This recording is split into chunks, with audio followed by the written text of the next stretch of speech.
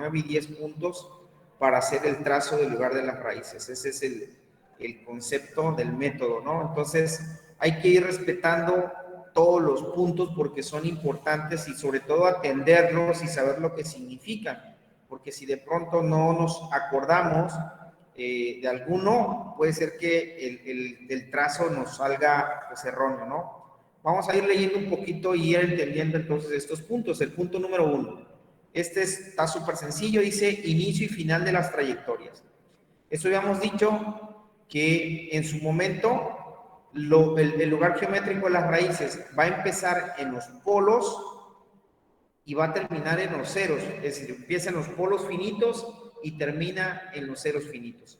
Cuando el número de polos o el número de ceros, en su caso A, sean diferentes, que no sean iguales, es decir, que no tengan 2 polos y 2 ceros o 3 polos y 3 ceros, entonces el lugar geométrico de las raíces empezará en los polos y terminará en el infinito, porque no habrá ceros que representen a la llegada de ese lugar geométrico de las raíces. Entonces, por ahí hay que tener en cuenta estas reglitas que son muy sencillas. Entonces dice aquí el punto número 1, entonces es dónde empieza y dónde termina el lugar de las raíces, ¿no? Trayectoria sobre el eje real. Es decir, ¿cuándo vamos a tener, voy a tener que abrir el archivo con la otra aplicación, aunque no me gusta porque me alenta mucho la máquina, pero pues ni modo, es que en ese sí puedo rayar. A ver, vamos a esperar que abra. No sé si lo están viendo ustedes, no, están viendo el PDF, ¿va?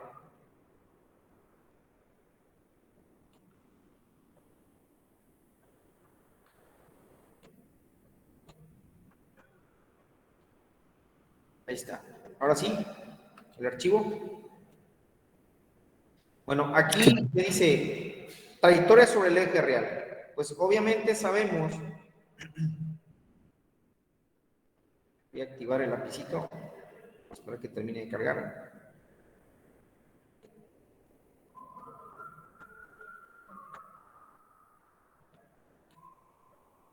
Sabemos que nuestro sistema, pues es básicamente el sistema sigma j omega, ¿no?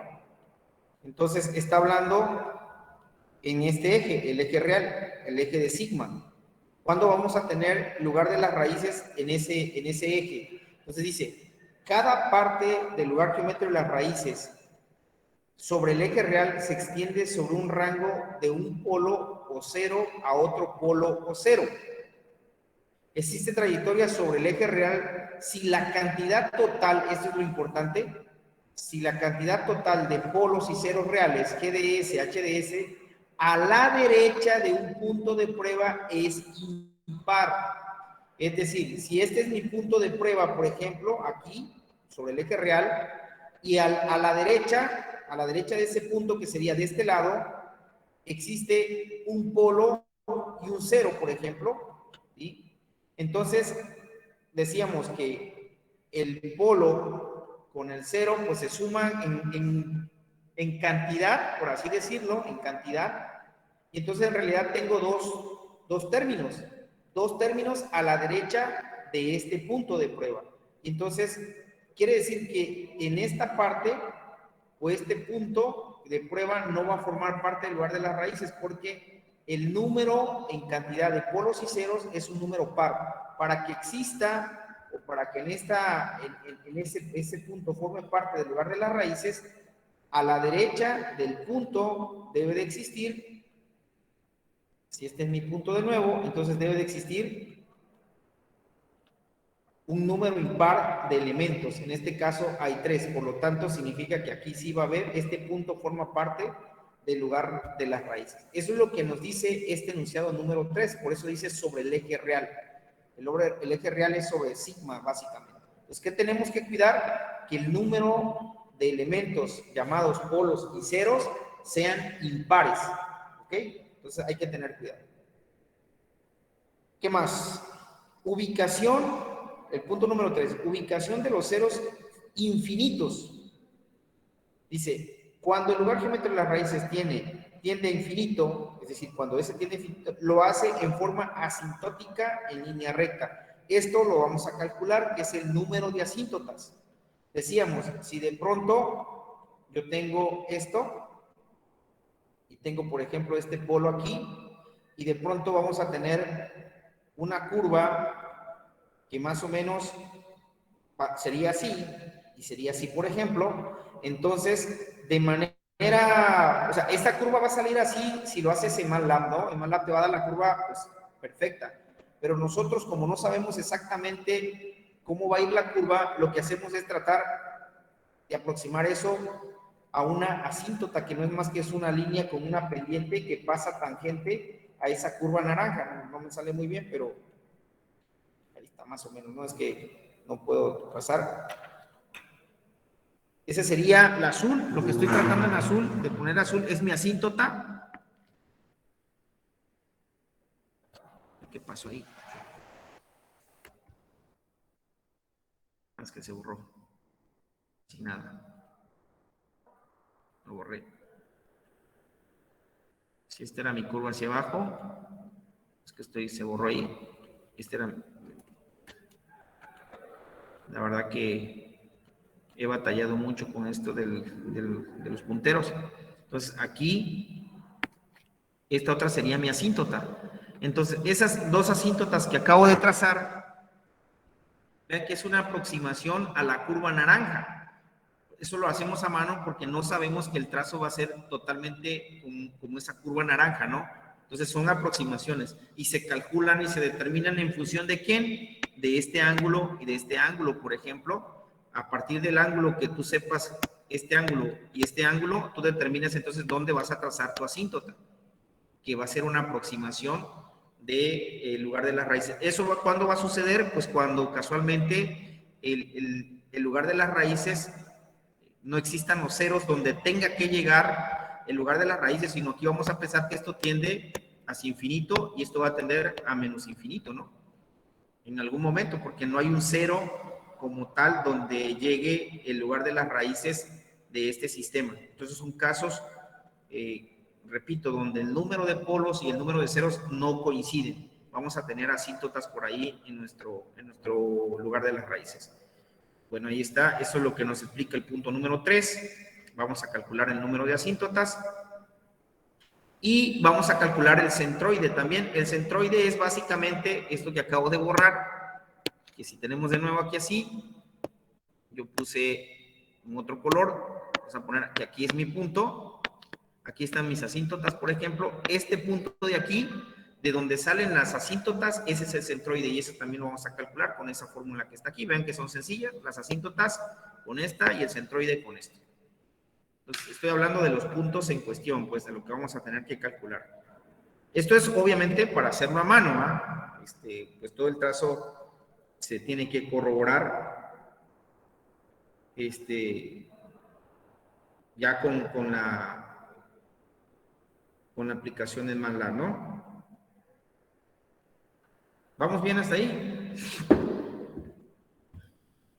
Sí, profe. Siguiente. Aquí está el ángulo de las asíntotas, los que mencionaba, con este ángulo de asíntota. Aquí determinamos cuántas asíntotas vamos a tener. ¿Sí? Vean que dice el número de polos menos el número de cero. Por eso, si son diferentes, van a haber asíntotas. Si tengo más polos que cero, si tengo 3 polos y 2 asíntotas, significa que voy a tener, si tengo 5 polos y 3 ceros, entonces voy a tener 2 asíntotas, ¿sí? Porque la resta aquí me lo está indicando. Entonces, ¿cómo voy a trazar esas asíntotas? Con los ángulos. Y los ángulos los vamos a calcular acá. Entonces, vamos a ver el procedimiento. Luego, puntos de quiebre o de ruptura, dice, inciso A.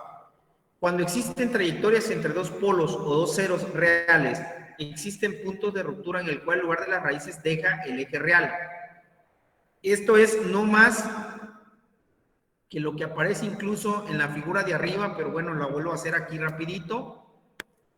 Aquí está mi eje J sigma. Y pensemos que tengo un polo aquí y tengo un polo acá, ¿no? Entonces, a medida que la ganancia acá aumenta o cambia de valor, decimos que esto se empieza a mover y se empieza a mover hacia acá, ¿no? Y llega un punto, por ejemplo este, que no es necesariamente el centro, y en ese momento sale del eje real y se va hacia la parte imaginaria. Entonces, este punto es el punto de ruptura, el punto donde en lugar de las raíces deja el eje real, ¿va? El eje horizontal, lo abandona y se va hacia la parte imaginaria. Ese punto es el punto de ruptura y se va a calcular también. Estamos hablando de esta parte, ¿vale? Entonces, son puntos que hay que calcular en el lugar de las raíces porque necesitamos conocerlo, ¿no? Y aquí nos dice cómo calcularlo. No me voy a poner ahorita en detalle a analizar la operación, más que nada en el ejercicio. Vean que hay una derivada de por medio. Ya en el ejercicio lo calculamos sin ningún problema, ¿no? Aquí nada más me interesa es que vayan viendo ustedes los puntos que tenemos que tratar, ¿no? El 1, que tiene que ver dónde empieza, el 2, y dónde termina, el 2, qué pasa con el eje real, el número 3, qué pasa cuando el número de polos es mayor que el número de ceros, van a surgir asíntotas, y esto, ¿no? Va a haber un punto de quiebre que es cuando abandona el eje real en lugar de las raíces. Punto número 3, ganancia de quiebre. Y es casualmente esa ganancia que me permite que abandone el eje real, el lugar de las raíces. Vamos, y en el ejemplo que empezamos a ver desde un inicio, aquí está, por ejemplo, aquí está, es decir, el punto de quiebre sería este punto central, aquí. ¿Qué valor de ganancia me permite que se lee el punto de quiebre? Pues valores de K mayores que 4. Porque cuando K es ya igual a 5, ya el punto, ya el lugar de las raíces está en el plano complejo. Entonces, ese valor de ganancia es el que necesitamos calcular. ¿En qué valor de ganancia abandona o provoca que abandone el eje real? Entonces, punto número 5. Y ahí dice cómo calcularle, ¿no? La ganancia crítica. Dice, es el valor de ganancia K o el valor de K que hace que el sistema se encuentre en el límite de estabilidad. Se obtiene aplicando el criterio de Roth-Urban en la ecuación característica. Se establece el rango de valores de K para que el sistema sea estable. Los límites de este rango definirán los valores de Kc. Es decir, ¿quién es Kc? ¿Quién es la ganancia crítica? Bueno, ya vimos, de acuerdo al concepto de Roth-Urban, que un sistema es estable si todos sus polos o ceros se encuentran en el semiplano derecho, ¿no? En el izquierdo, perdón. Cuando existe un polo en el semiplano derecho o un cero, entonces el sistema es inestable. Entonces, sucede lo mismo con el lugar de las raíces de un sistema. Si el lugar, y eso ya lo habíamos platicado, si el lugar de las raíces, vamos a pensar que aquí voy a inventar, es esta, como el caso anterior, entonces veo que ya aquí está cruzando al semiplano derecho. Entonces ya aquí el sistema es inestable. Ahora, me interesa ver cuál es el valor de ganancia que cruza, porque aquí está el eje, ¿no? El eje J sigma es el que me divide el semiplano izquierdo del semiplano derecho. Entonces, la ganancia que me provoque que cruce ese semiplano al derecho a través de J omega, ese valor de ganancia es mi ganancia crítica, porque es el que me va a llevar a que el sistema se convierta, que deje de ser estable y se convierta en inestable. Y eso lo hacíamos ¿se acuerdan? En la tablita de Roth-Urban, ¿no? Cuando nos aparecía algo así, y de pronto aquí tenemos 5, y acá tendríamos 5 menos K, ¿no? Y acá otra vez el valor de K. Y entonces determinamos qué ganancia, qué valor de K le teníamos que dar, de tal manera que si esto era un 5 y era positivo, pues esto tenía que ser positivo, y esto positivo, ¿no? Lo podemos determinar ahí. Aunque también aquí es donde nos va a ayudar un poco el software también a comprobar esto. Con el software podemos comprobar si esa ganancia es cierta o no. Pero eso es lo que vamos a hacer aquí en este punto número 6. ¿Qué más? Voy a tener que ir borreando, ¿no? No. Eso es para explicar cada punto.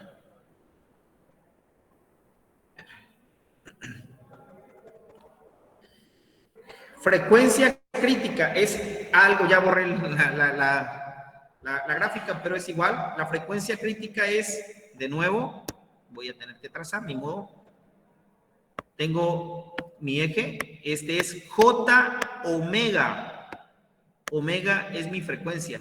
Entonces, si el lugar de las raíces cruza hacia acá, por ejemplo aquí, entonces el punto donde cruza, que sería casualmente ese es el valor de omega, el valor de frecuencia en el que cruza, porque está sobre el eje J omega, ¿no?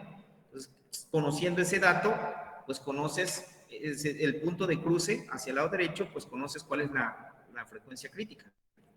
Y de hecho ahí se va el valor de las raíces polos cuando se cruza el eje imaginario, que es J omega. Esto es cuando K es igual a KC, que es la ganancia, casualmente la ganancia crítica. Y si se obtiene sustituyendo KC en el polinomio auxiliar de la tabla de Rutherford. Entonces, pero bueno, ahí es el procedimiento cómo determinarla y aquí qué es lo que significa, ¿no? ¿Qué es lo que vamos a encontrar? El número 8. Pertenencia de un punto a la trayectoria en lugar de las raíces, dice. Y esto ya lo sabemos, esto es lo que venimos demostrando, ya no necesitamos gran aclaración. Para que el lugar de las raíces pertenezca, debemos de tener que el ángulo debe ser múltiplo de 180 grados, y ya vimos, va, suma de los ángulos de los ceros, le restamos la suma de los ángulos de los polos, y eso debe dar 180 grados. Eso ya lo sabemos. El punto 8 ya lo tenemos bien trabajado, ¿no? Punto número 9. Cálculo de K para cualquier punto S del lugar de las raíces. Dice, si un punto S pertenece al lugar de las raíces, se puede obtener, esto también ya lo tenemos, que es lo que hicimos, determinar cuál es el valor de la ganancia K para que pase el lugar de las raíces por el punto menos 3 o menos 2, raíz de 2 sobre 2. Ah, pues K igual a 0.33 o K igual a 10, ¿no? Ese es el dato que encontramos. Entonces el punto número 9 también, 9, 8 y 9 ya los hicimos, son los que estuvimos trabajando en los ejemplos anteriores. Y el último dice, cálculo del ángulo de salida o ángulo de llegada de una trayectoria a partir de un polo complejo a un cero complejo. ¿Con qué tiene que ver esto? Bueno, esto tiene que ver, voy a volver a trazar. Ahí están mis J sigma, digo J omega y sigma. Vamos a pensar que acá tengo mi polo, y de este lado tengo ceros.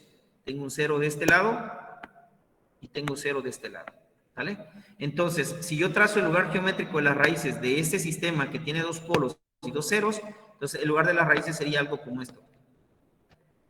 Déjenme borrar la de arriba. A ver. Ahí está. Entonces, sería algo como esto, donde iríamos de aquí para acá, saldría y llegaría acá, y de acá se iría para acá y para acá. Es decir, las flechitas apuntando hacia el cero. Y aquí tendríamos esto, y de aquí para acá.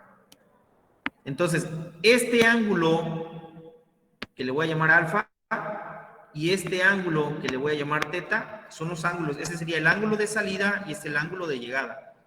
¿Sí? ¿Con qué ángulo sale y con qué ángulo llega o se centra en la parte real o en el eje real el lugar geométrico de la raíz? Eso es lo que dice en esta parte.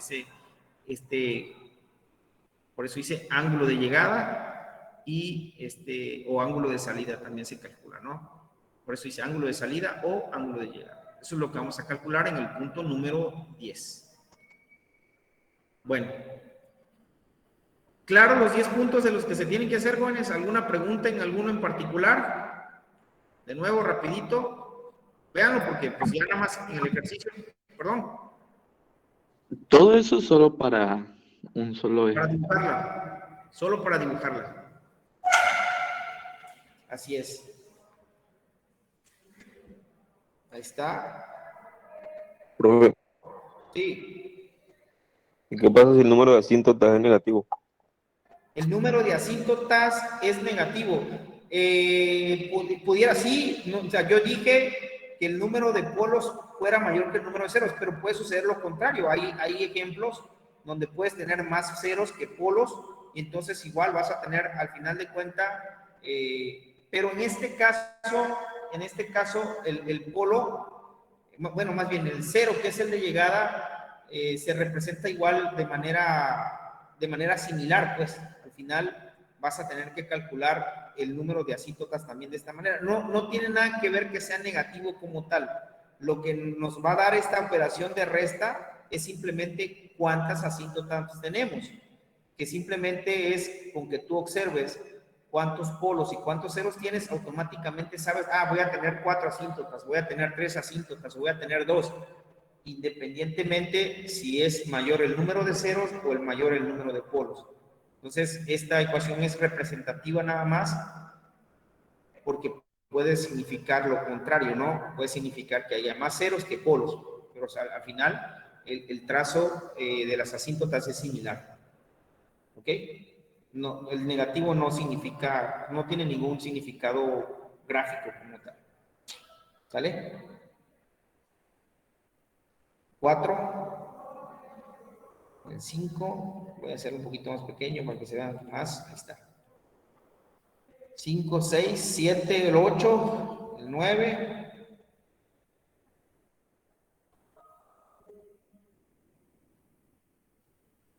Y el 10 que acabamos de platicar. Y nos vamos directo al ejemplo. Entonces voy a volver a agrandar y dice, considere el sistema de la figura. Obviamente es un sistema con realimentación unitaria. Tenemos una función de camino directo o de trayectoria directa. Vean aquí, no hay ceros, solo tenemos polos. Pudiera ser al contrario, pudiera ser al revés. También puede suceder. Entonces, mi función de transferencia de trayectoria directa, pues está acá, y eso le llamamos GDS, HDS, acuérdense, y es K entre S por S más 1 por S más 2. Tenemos entonces 3 polos finitos, porque existen, y 3 ceros infinitos, porque no los vemos. Y entonces ya desde aquí sabemos que vamos a tener, o debemos de tener 3 asíntotas, ¿no? Porque de acuerdo a la fórmula, número de polos menos número de ceros, pues es 3 menos 0, eso va a ser 3, ¿no? Ya desde acá. Bueno. ¿Qué más dice? Lo que pide, trace el lugar o la gráfica del lugar geométrico de las raíces y determine el valor de K tal que el factor de amortiguamiento relativo es zeta de los polos dominantes complejos conjugados en lazos cerrados sea de 0.5. Acuérdense que esto ya lo vimos. Esto lo vimos en dinámica de sistema cuando vimos respuestas de sistemas de segundo orden o mayores, ¿va? Decíamos que zeta es el factor que me permite que mi curva no tenga tanta oscilación, bueno, más bien un sobrepaso máximo, ¿no? Un pico muy alto. Entonces aquí ya me están dando, vean cómo aquí ya me están dando cierta restricción.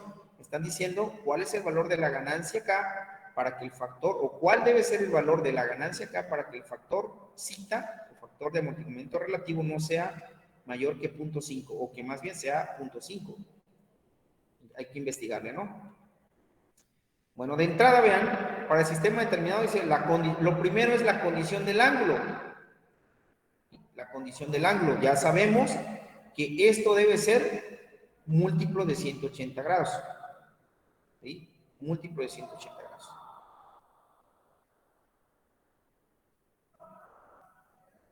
Y aquí está la condición de magnitud. Debe ser, dice, igual a 1. Aquí nada más están representando cuál es la condición. Porque si se dan cuenta, pareciera ser que no tenemos un punto de prueba. O sea, no me están diciendo, a ver, checa si el sistema va a tener lugar de las raíces en el punto menos 2 más menos raíz de 2 sobre 2 o de menos 3 más 4, no sabemos. Y simplemente me está diciendo, a ver, debe de cumplir con esto, que es la condición del ángulo y la condición de magnitud. Y aquí empezamos, ¿no? Punto número 1. Dice, inicio y final de la trayectoria. ¿Dónde empieza y dónde termina? Déjenme nada más, yo creo que al final, aquí está al final la gráfica. Entonces, nada más para ir avanzando lo vamos a ir haciendo aquí. Dice, ¿dónde empieza y dónde termina? La trayectoria, dice, del lugar de las raíces empieza en los polos del lazo abierto en 0. Aquí tenemos un polo en 0, tenemos un polo en menos 1 y tenemos un polo en menos 2. Obviamente despejando todos los términos. Entonces ya sabemos que por la regla número 1 me dice, el lugar de las raíces empieza en los polos y debe terminar en los ceros. ¿Ok? Entonces, como no hay ceros, pues va a terminar en el infinito. ¿Pero dónde empieza? Pues empiezan en los polos. A eso no hay punto de discusión. Entonces lo que está diciendo aquí, que la trayectoria del lugar de las raíces empieza en los polos de lazo abierto, 0, menos 1, menos 2, que son estos casualmente, y no dice dónde termina, ¿va? Dice con K igual a 0, ¿sí? Porque cuando yo le doy valores de K a este sistema, los polos se van a situar exactamente en este lugar. Luego dice, y terminan en el infinito con K igual a infinito, ¿vale? Es decir, ¿qué pasó con este sistema que teníamos acá arriba, el punto de inicio, aquí? ¿Vale? Este sistema era fue este sistema, de aquí partimos, ¿se acuerdan? Y obtuvimos esta función de transferencia del lazo cerrado, ¿eh? Aquí no confundirlo, ¿eh? Partimos de esta que es la función de transferencia de camino directo, que es esta, básicamente, esta que está aquí, y después de hacer la realimentación, llegamos a este sistema. Y de este sistema tomamos la función o el polinomio del denominador, y es donde aquí determinamos qué pasaba con las raíces después de solucionar esta cuadrática. Y entonces, cuando le fuimos dando valores acá, fuimos observando que los polos fueron cambiando de polos reales no repetidos a polos repetidos y luego a polos complejos conjugados. Pero fue de este polinomio, ¿no? Pero hay una relación importante. O sea, todo esto tiene que ver porque nos dice que los polos de trayectoria directa reflejan el comportamiento de los polos de lazo cerrado. Entonces hay una relación muy estrecha y por eso es que no necesitamos hacer la reducción como tal de un sistema, sino trabajar solo con la trayectoria, con la función de transferencia de trayectoria directa. Porque aquí aclaro este punto, porque casualmente aquí, en el ejemplo, nos estamos basando de la función de transferencia de camino directo, esta. En ningún momento se ha hecho una reducción. Ustedes lo han visto, no aparece en ningún momento una reducción del sistema como tal. Es decir, calcular la función de transferencia de lazo cerrado no lo hemos hecho. ¿Vale? Entonces aquí solo está trabajando con esos tres polos. ¿Vale? ¿Qué más? Trayectoria sobre el eje real. Esto viene, vamos, aquí sí voy a necesitar trazar un poquito para que nos vayamos acordando, ¿no? Entonces, a ver, ¿dónde tengo un espacio? Aquí voy a hacer el espacio.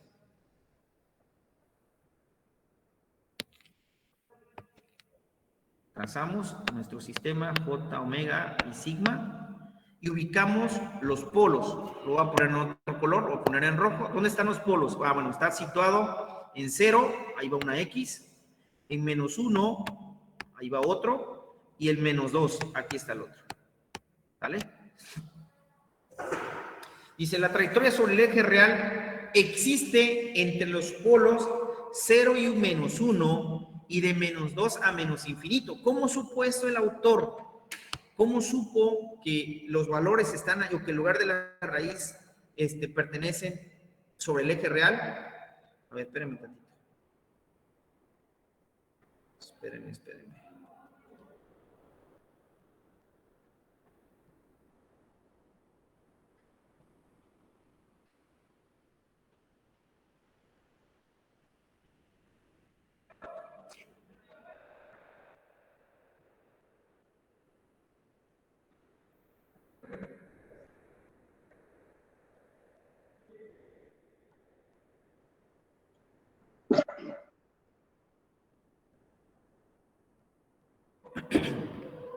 Ok, ¿seguimos aquí? ¿Seguimos aquí? Sí, profe, ¿qué tal? Ok, bueno, ¿cómo supo el autor que el lugar de las raíces va a estar entre estos puntos? Bueno, simple y sencillamente tomó puntos de prueba. Vamos a decir, bueno, voy a volver a trazar un poquito más hacia la izquierda, acá. Ahí está, ahí completé un poquito. Se le tomando la condición de lo impar, ¿no? Así es. Entonces, por ejemplo, dice, ¿qué pasa si pongo un punto aquí? Ahí estoy trayendo, estoy poniendo un puntito, ¿sí lo ven? Puse un puntito al final, ¿sí lo ven? Sí, profe. Ok, así es. Entonces, ¿qué pasa con el número de puntos del menos 2? Es decir, a la izquierda de este punto, bueno, a la derecha, es que depende porque hay autores que lo manejan al revés. Manejan a la derecha del número de polos o del número de ceros, entonces se cumple. Aquí tomamos como referencia el punto y otros autores toman como referencia la cantidad de polos y ceros. Ahí nada más no hay que confundirnos, ¿no? Pero bueno, tomando como referencia el punto que acabo de marcar, ¿cuántos elementos existen a la derecha de ese punto? 3, ¿no? El polo que está en el origen, el que está en -1 y el que está en -2. Entonces hay un número impar de elementos a la derecha de este punto. Entonces significa que en esta parte debe de haber lugar de las raíces. Ahí. ¿Sale? En todos los puntos de ahí, de -2 hacia la izquierda, debe de haber lugar de las raíces. ¿Estamos de acuerdo? Y por eso dice entonces el autor de -2 a menos infinito. Pues obviamente aquí vamos a menos infinito. Del -2 nos vamos hacia la izquierda, ¿no? Ahora, ¿qué pasa si trazo un punto? Voy a poner otro color. ¿Qué pasa si trazo un punto aquí medio? Ahí veanlo, entre -1 y -2. A la derecha de ese punto amarillo, ¿cuántos elementos hay? 2. 2, ¿va? El cero que está en el origen, el polo que está en el origen y el polo que está en -1. Pues es un número par. Entonces quiere decir que aquí no va a haber lugar de las raíces. Porque hay un número par a la derecha de todos los puntos que yo situé entre -1 y -2, siempre a la derecha. Vean que yo el punto lo puse a la mitad, pero lo pude haber puesto más hacia la izquierda, más hacia la derecha, no importa. Al final de cuentas, el número de elementos a la derecha va a ser siempre 2. Siempre un número par. Entonces, ahí en esa región no hay lugar de las raíces. Y entonces me sitúo con otro punto. Vamos a cambiar el color, vamos a ponerle un verde. Pongo un punto aquí, por ejemplo. No sé si lo están viendo. Ahí está. Yo puse un punto ahí que no es a la mitad, en cualquier lugar puede ser. ¿Cuántos elementos hay a la derecha de ese punto verde? 1. 1, ¿va? El polo, la X que está en el origen. 1 es impar, por lo tanto, aquí debe de haber lugar de las raíces en este punto. Y entonces aquí es donde está diciendo que también entre 0, acá lo rayo, entre 0 y -1, debe de haber lugar de las raíces, que es exactamente este trayecto, y este trayecto, el de -2 a infinito. Y eso es lo que se investiga en el punto número 2, nada más. Si existe o no existe. ¿Está claro? Bueno. Luego no me digan que no, porque esto lo vamos a ver más adelante. Bueno. Ahí está. Punto 2, aclarado. Punto 3, número de ceros infinito. El punto 3 acá, ¿cómo lo llamamos? Creo que le puso mal otro nombre. Acá dice ubicación de los ceros infinitos. Es lo que tenía que ver con asíntotas, ¿no? Pero dice ubicación, a eso me refiero, porque acá dice... Ah, no, sí. Ya me está confundiendo. Ubicación de los ceros infinitos. Entonces, vamos a hacer la operación muy sencilla, ¿va? Número de asíntotas. Número de polos menos el número de ceros. Tenemos 3 polos, dijimos. 3 polos. Entonces, NP vale 3 y tenemos ceros, no hay ninguno, entonces vale un 0. 3 menos 0, pues es 3. Entonces vamos a tener 3 asíntotas. ¿Vale? ¿Dónde vamos a tener el centroide? Acuérdense que este es el centroide. Me dice, para calcular el centroide es la suma del valor de los polos menos la suma del valor de los ceros.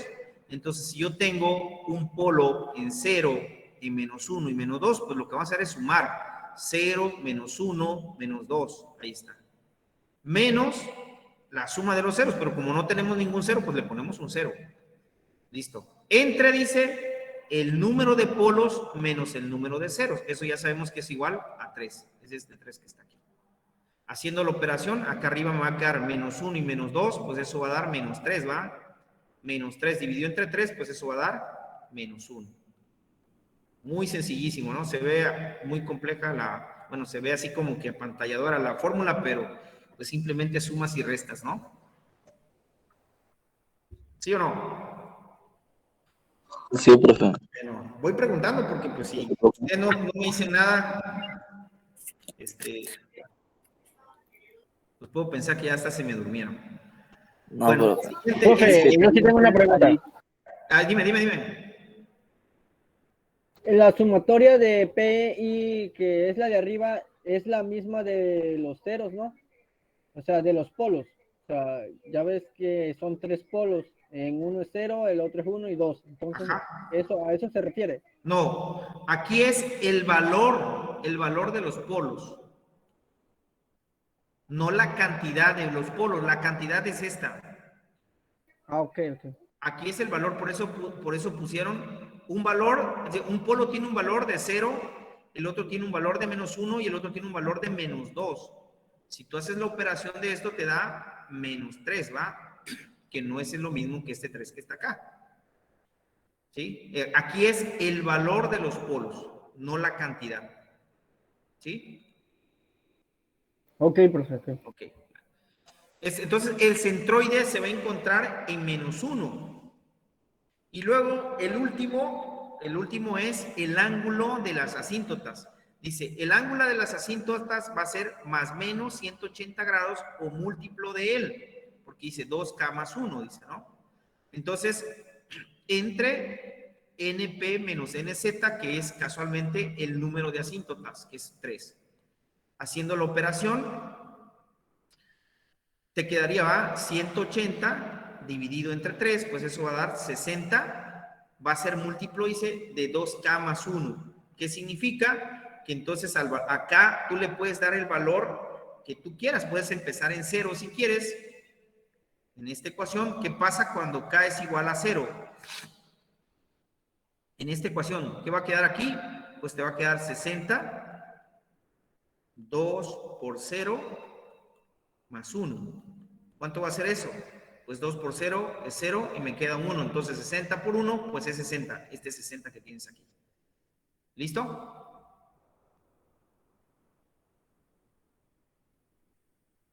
¿Qué pasa cuando K es igual a 1?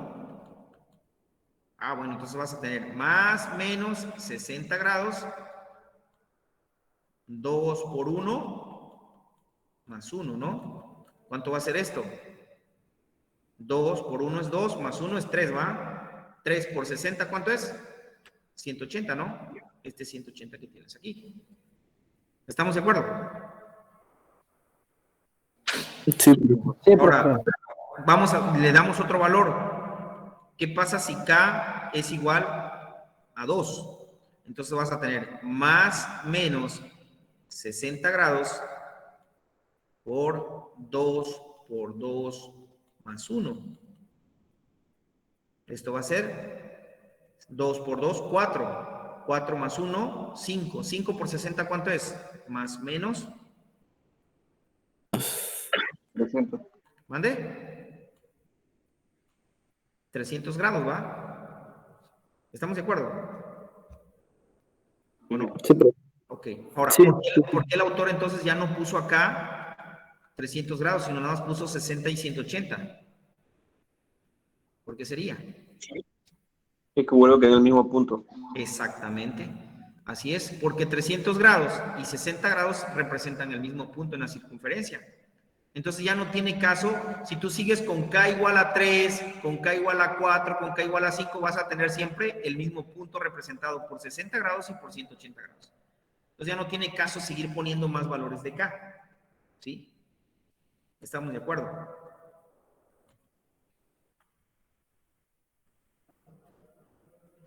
Bueno, entonces con aquí podemos trazar nuestras asíntotas de una vez. Por eso decía, voy a ir punto a punto y al final llegamos a la figura que está ahí abajo. Entonces, aquí podríamos trazar nuestro lugar de las raíces aproximado. Lo voy a poner acá. Aquí está mi J omega. Aquí estaría mi sigma. Decimos que tenemos un polo en el origen. A ver, lo quiero cambiar a otro color. Ahí está. Tenemos uno en el origen, uno en -1 y el otro en -2. ¿Vale?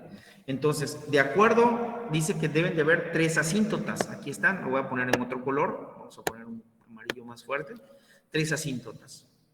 ¿Dónde está el centroide de los asíntotas? En -1. Dice, bueno, entonces si este es -1, quiere decir que aquí está el centroide sobre ese, ¿cómo se llama?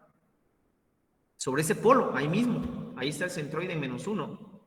Entonces, ¿cómo trazamos? Bueno, básicamente dice más -60 grados y más -180 grados. Este 180 grados representa lo que vimos hace rato, donde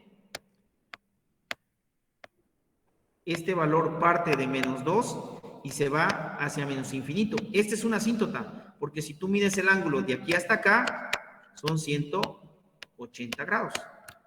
¿Estamos de acuerdo? Ahí tienes ya la primera.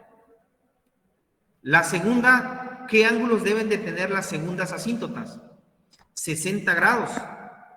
Y deben de ser iguales. Entonces significa que mi asíntota va a salir de aquí y de aquí con un ángulo de 60 grados y con un ángulo de -60 grados. Y estas serían mis otras asíntotas. Y ya tenemos las tres. Dos con ángulos de 60 y una con ángulo de 180 grados. ¿Ok?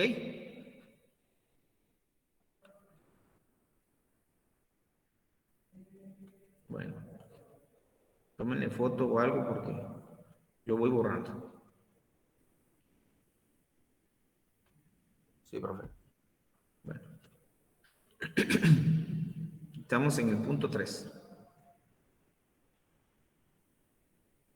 Punto 4. Punto de quiebre o de ruptura. Dice, como existe el lugar de las raíces entre dos polos, entre 0 y -1, entonces existe un punto de quiebre.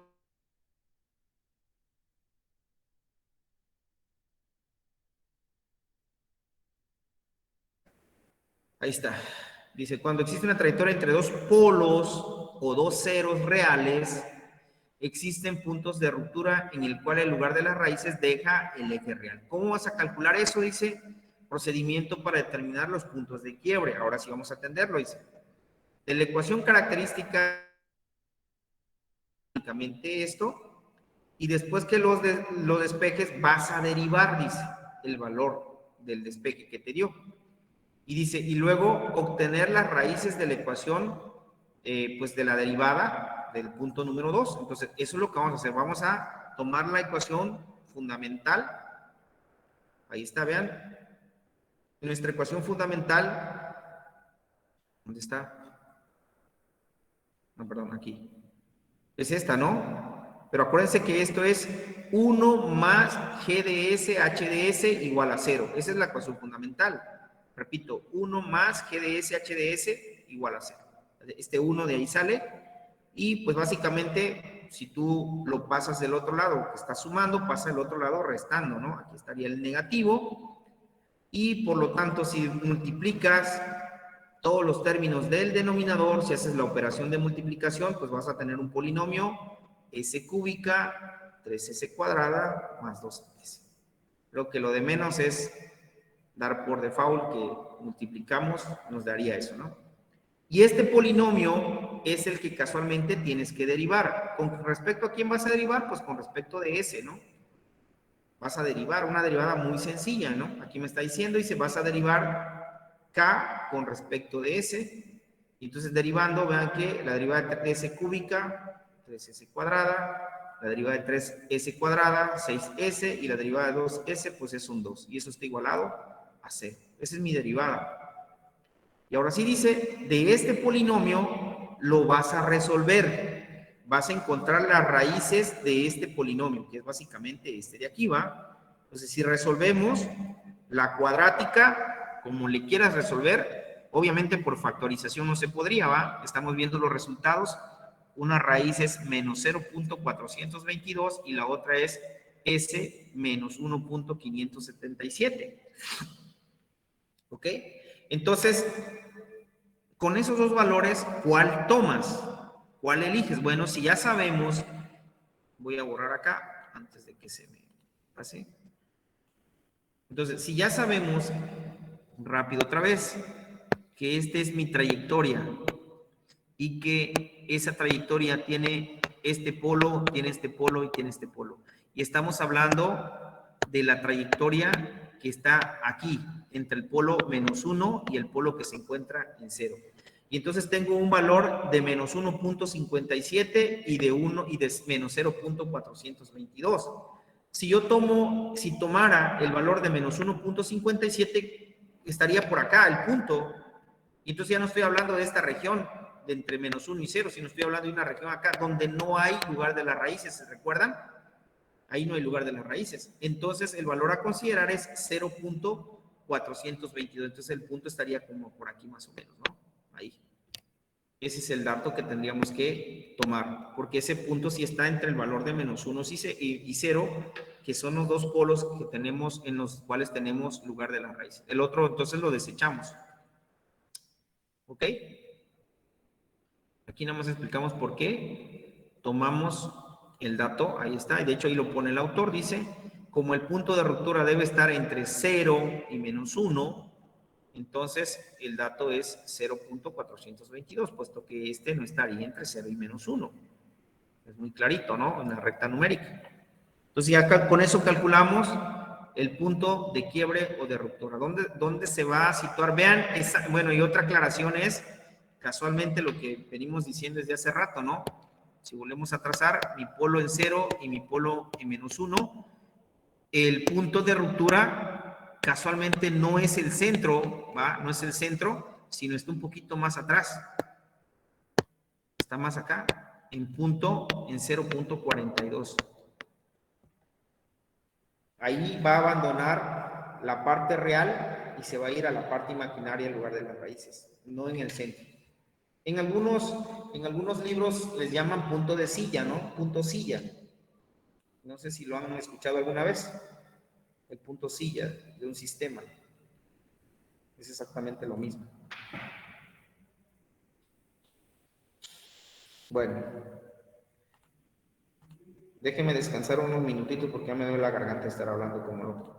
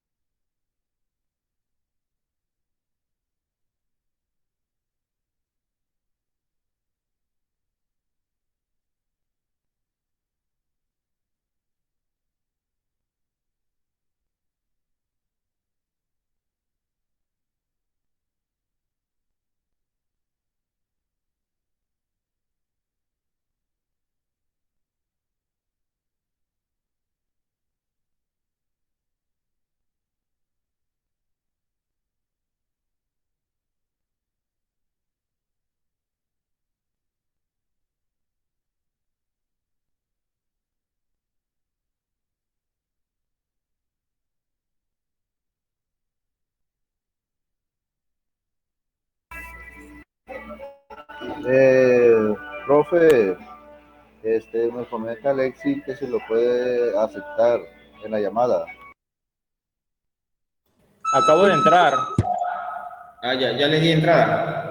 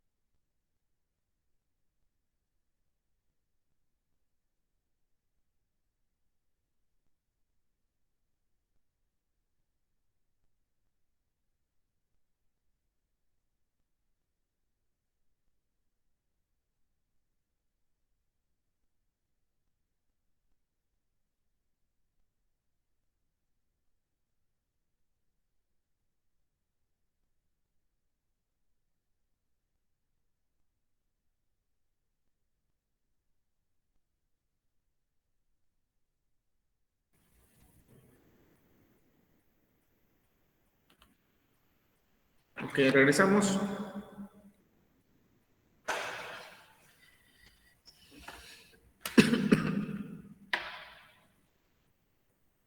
¿Me escuchan? Sí, profe. Sí, profe. Perfecto, vamos con, calculamos punto de quiebre o de ruptura o punto silla, le decía, depende del autor. Vamos con el punto 5, ganancia de quiebre, que es básicamente la ganancia en la que sucede este caso, es decir, donde el lugar de las raíces deja la parte real, ¿no? Dice, utilizando el punto de quiebre, que en este caso fue 0.0422, calculamos la ganancia de quiebre con la condición de magnitud. Sabemos que la condición de magnitud está igualada, que estaba por acá, ¿dónde estaba? Aquí. Ahí está, ¿no? Profe, no está presentando. No, se supone que sí. No dejé de presentar incluso. Se cortó la Ah, presentación. Ahí va entonces. ¿Ahí? Ya. Ok, entonces comentamos, punto 5, calcular la ganancia de quiebre y dice que es con la condición de magnitud. La condición de magnitud es esta parte, la que utilizamos. Entonces aquí vamos a hacer, punto 5, acá. Vean que despejamos, acuérdense que está igualado a 1. Entonces si esto está en el numerador, eso está en el numerador. Es parte de lo que hicimos en el método 2 que les enseñé para calcular la ganancia, ¿no? Eso está en el numerador, entonces pasa del otro lado, está dividiendo, va a pasar del otro lado multiplicando con este 1, que es casualmente la condición de magnitud. Entonces, por eso nos queda de esta manera. Y lo que vamos a hacer es evaluar en el punto donde está el punto de quiebre, que fue el punto 0,422. Ahí está evaluado en ese Q, dice. Entonces, vean que tenemos S. Le damos el valor de 0.422, luego sería 0.422 más 1, pues va a dar 0.578 según esto, pero debería haber un error aquí, ¿no? No, perdón, es que es negativo, sí es cierto, es que es negativo, es menos 0.422 más 1. Entonces, en realidad, bueno, lo voy a poner aquí para que quede claro. Entonces, en realidad lo que tendríamos que hacer es esto, poner 0.400 negativo, que de hecho, bueno, es que como es magnitud va a ser positivo al final de cuentas, ¿no? Pero yo lo pongo negativo ahí ahorita, 0.422 multiplicado por menos 0.422 más 1, luego por 0.422 más 2. Aquí también es negativo. Y esto en valor absoluto. Esto es igual acá. Entonces aquí técnicamente repetiríamos este mismo valor. Y aquí es donde está la resta, ¿no? 0.422 negativo con 1 positivo, pues eso da 578 positivo. Y luego 0.422 con 2, pues eso da 1.578 también positivo. Entonces ahí luego tendríamos que multiplicar todos los datos, todos estos hay que multiplicarlos. Decíamos aquí, este valor negativo en realidad no tiene ninguna injerencia, puesto que vamos a calcular magnitud, ¿no? La magnitud va a ser siempre positiva. Entonces al multiplicar todos los datos resulta en 0.385. Ahora sí, aclarado un poquito mejor el desarrollo, ¿no?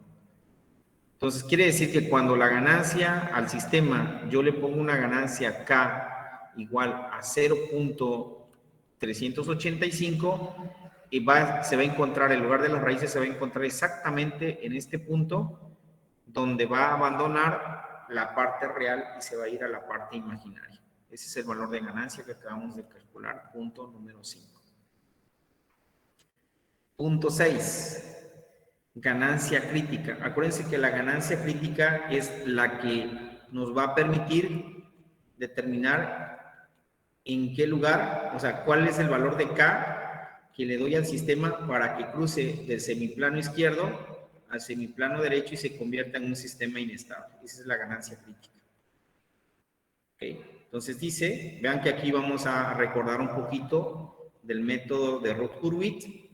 Aquí sí necesitamos hacer la reducción del sistema. Vean que lo que usábamos era el polinomio, del polinomio de lazo cerrado. Entonces, siendo la reducción de esta parte, pues como es unitaria, no hay ningún problema. Lo único que vamos a sumar, lo que vamos a hacer es que al polinomio del denominador, ¿y dónde estaba? Acá, a s cúbica más 3s cuadrada más 2s, le vamos a sumar el valor de K, ¿va? Eso es todo. Entonces, por eso, aquí está. S cúbica más 3s cuadrada más 2s, le sumamos el valor de K. Porque es una realimentación unitaria. Ordenando en el sistema o en el arreglo de Roth-Hurwitz, tendríamos un coeficiente 1, este 1, el 2, ahí está el 2. En el siguiente renglón un 3 y luego el valor de K. Ahí no hay ningún problema. Entonces lo que nos resta es hacer el cruzado, ¿no? Entonces tendríamos este por este. 3 por 2 me da este 6. menos 1 por K, pues me da menos K entre el pivote que es un 3. Ahí está el 3. Sencillísimo, ¿no? Luego el siguiente pues va a ser 0, ¿ah? Porque tendríamos que multiplicar 3 por 0 y 1 por 0 entre el pivote que es 3, pues eso vale 0. Ahí está el 0 ya. Podríamos quitar el 3. Acuérdense que este 3 que está aquí, si multiplicamos todos por 3, quitamos el 3 de aquí y 3 por 0 da 0, entonces no modificamos nada. Entonces para el siguiente renglón, el pivote en realidad nada más podría ser 6 menos K, ¿no? Y como vamos a multiplicar solo 6 menos K por K y vamos a dividir entre 6 menos K, pues el resultado va a ser este mismo dato, el valor de K, ¿no? Eso pues es el método que ya revisamos. ¿Sí o no?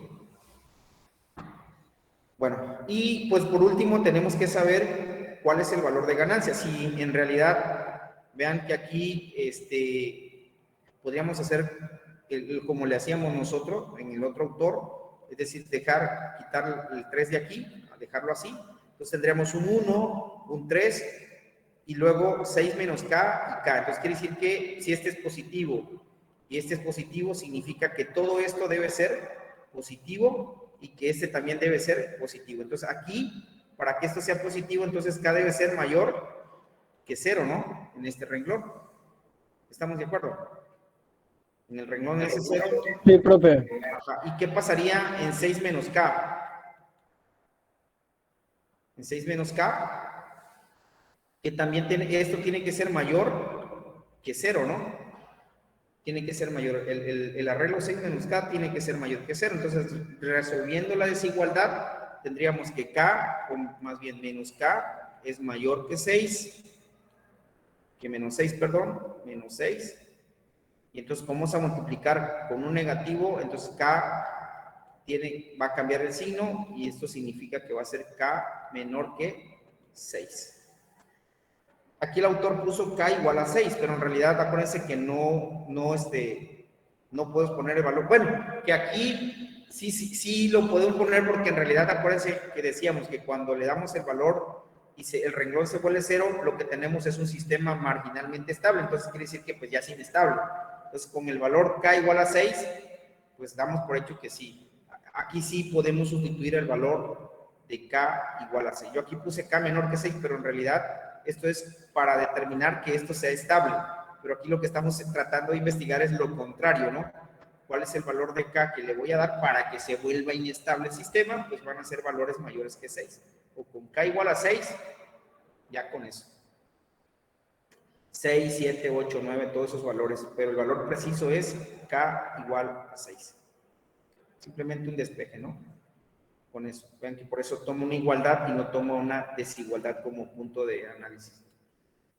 Pues ahí está. Ese sería el punto número 6 para la ganancia crítica.